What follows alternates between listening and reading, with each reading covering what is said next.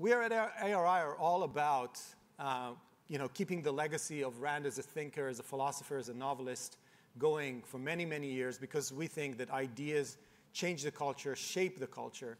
And to keep the flame running, we need more intellectuals. And when I say intellectuals, you'll see that Rand, I'll let her speak in a second, it's two types. It's what we call the professional intellectuals. And you saw the speakers during this weekend. Those are professional intellectuals. And there's so much that goes into what they do. I won't go into that, but this is one type of intellectual. Another type is what we call the intellectual professional, which means it doesn't matter what you're going to end up doing with your lives and your career. The question, are you going to be intellectual about it?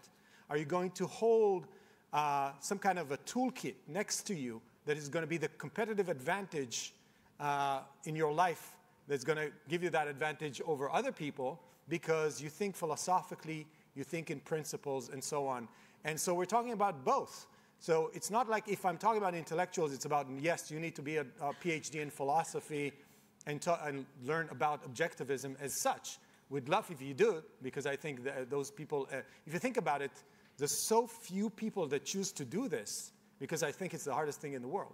There are more physicists than philosophers. And there's a reason for that, because I think philosophy is even more abstract than physics. So it's the hardest thing in the world. And so I will explain what I mean by that. Okay, so as I said, I believe that ideas change the world. Literally, ideas in every form. We're idea machines. That's who we are. And this is the most important thing for us as a human species, right? I want to urge you to read two books. One is The Philosophy Who Needs It, that talks about the power of ideas. And the other one is For the New Intellectual, that explains, at least from Rand's perspective, what is the role of an intellectual. And I would tease you, actually I won't tease you, there's a passage there in page 51 that I found, which is brilliant. And she says what a new intellectual is. So I'll let you just hear her in an interview in 1961 when the interviewer is asking her, what is the new intellectual for you? So let's hear it. You know, in several of your novels, you've made the point that leadership in any culture, not only in art, but in literature, morality, politics, and economics, that this sort of leadership must be provided by what you call the professional intellectuals. I wonder if you could tell me just what you mean by the term professional intellectuals. Who are they, for example? The professional intellectuals are, in effect, the field agents of the army whose head or commander-in-chief is the philosopher. Mm-hmm. The philosopher, the man who defines the basic fundamental ideas of a culture, is the man who determines history.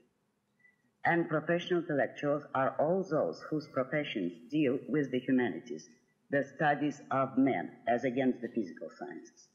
The professional intellectuals in all their various professions carry to the rest of the culture, to the rest of society, the philosophical premises, the ideas which have been defined by the philosopher.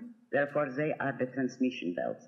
They are the ones who determine the goals, the values, and the direction of a culture. So I can think of a much more inspiring mission to a career of being the agent of a change of a culture. So if we go back to the presentation, if you look at the people, and this is just a sample, we got a whole network of professional intellectuals, of people that were here on the stage.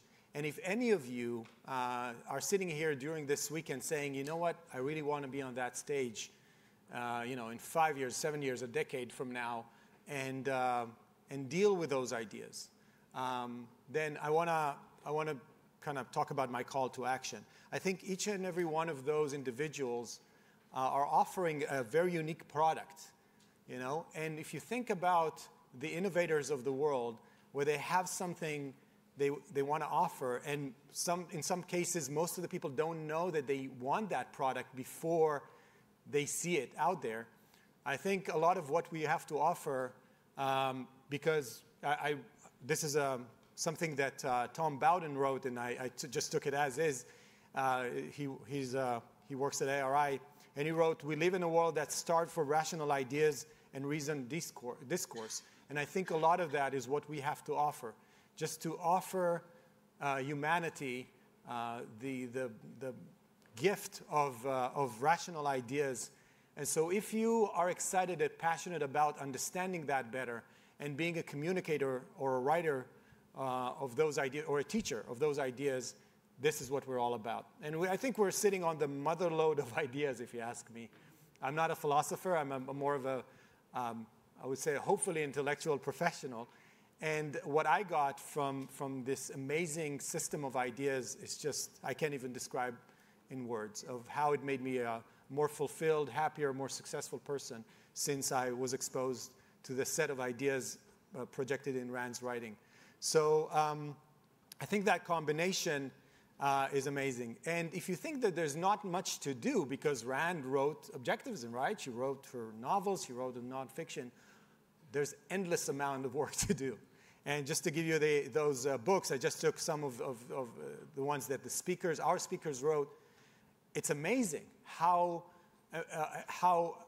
you can take ideas and apply them and make them relevant and make this world clear to us through the applications or further explanations of those ideas. So the books, and there's so much more work to be done. So this is why we decided to create our intellectual development team. So think about Ayn Rand Institute as doing three things. We have the content of Ayn Rand. We have the content of all of the intellectuals that came after Ayn Rand, and we're taking that content, and the second thing we do is we distribute it.